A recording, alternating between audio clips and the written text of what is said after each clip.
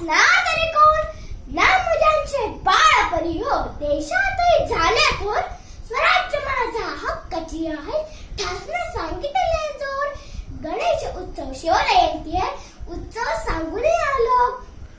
सुरुच केले केसर दैनिका जागृत करणे आलो इंग्रजांना मग दहशत बसली कुठे देण्यात थोर मंडालेच्या कारागृह बंदिस्त करणे आजोर